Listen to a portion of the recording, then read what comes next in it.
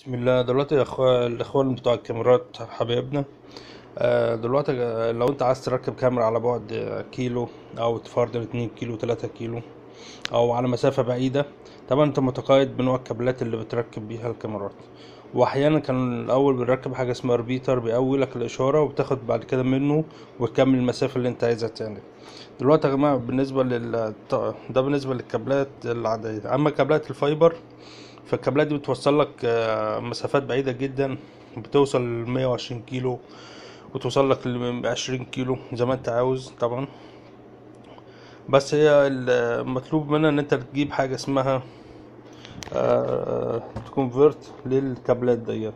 الكونفرت ده بتجيبه وتوفر على نفسك التركيب والمصاريف الماتيريال اللي بتشتريها كل شوية، وتجيب لك كابل فايبر وتوصل المسافة اللي انت عايزها واللي محتاجها. فطبعا هنتكلم عن الموضوع دوت دلوقتي. انا عندي كاميرا عادية. انا مركب كاميرا عادية، هي كاميرا صغيرة ديت. انا مركب كاميرا عادية اهي. طبعا الكاميرا ديت عايز اوصلها على مسافة مثلا 2 كيلو. بستغل كابل الفايبر ده، بس قبل بستغله بركبه على حاجة اسمها ترانسميتر. الترانسميتر ده اللي هو المستقبل، بياخد الإشارة بتاعت الكاميرا.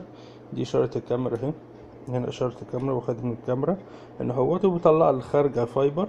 بيروح على حاجة اسمها ريسيفر، بيستقبل الريسيفر ده الإشارة وياخدها يطلعها لك تاني انالوج على على الشاشة بتاعتك. فانت دلوقتي عندك حاجة بسيطة جدا لو ممكن تستغلها، كابلات الفايبر في الموضوع دوت، ان انت تمشي بيها مسافات زي ما انت عاوز. بس تجيب حاجة اسمها كونفرتر. طبعا الكونفرتر ده بياخد لك الاشارة والانالوج، يحولها ديجيتال ويمشي بيها جوه الكابل الفايبر.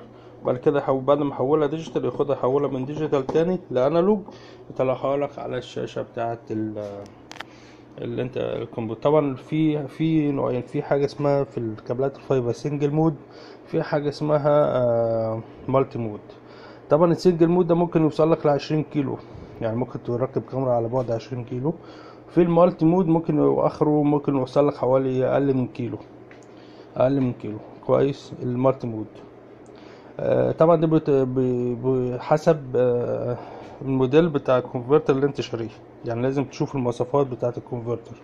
يبقى من ضمن المواصفات بقى الكونفرتر، عشان تبقى عارف لو انت حبيت تشتري كونفرتر زي اللي معايا دوت. ده بيسموه كونفرتر. اول حاجه بتشوف السرعه بتاعته، البود ريت بتاعه كام. كويس، بتعرف البود ريت. الفايبر مود اللي هو المالتي مود ولا السنجل مود بيشتغل كام، بيوصل في السنجل مود كام كيلو، بيوصل في المالتي مود كام كيلو. لازم تبقى عارف المعلومات دي كويس.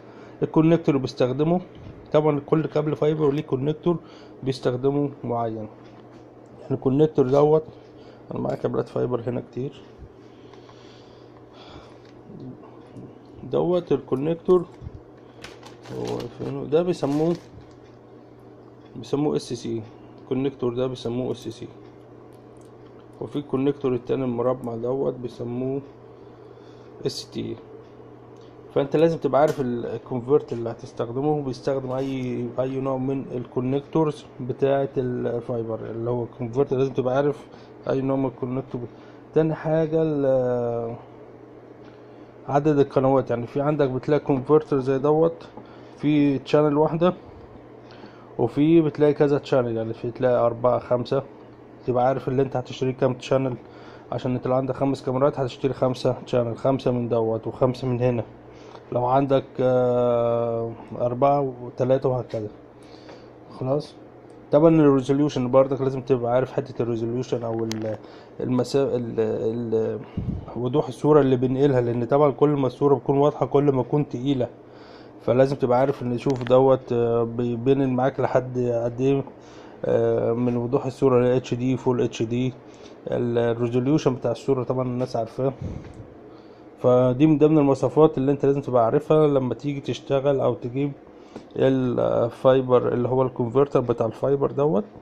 طبعا الكونفرتر ده بيوفر عليك المجهود، ووفر عليك كل حاجة. انت مجرد بس بتجيب واحد عند الكاميرا، وبتخلي واحد تاني عند الشاشة بتاعتك، وخلاص على كده.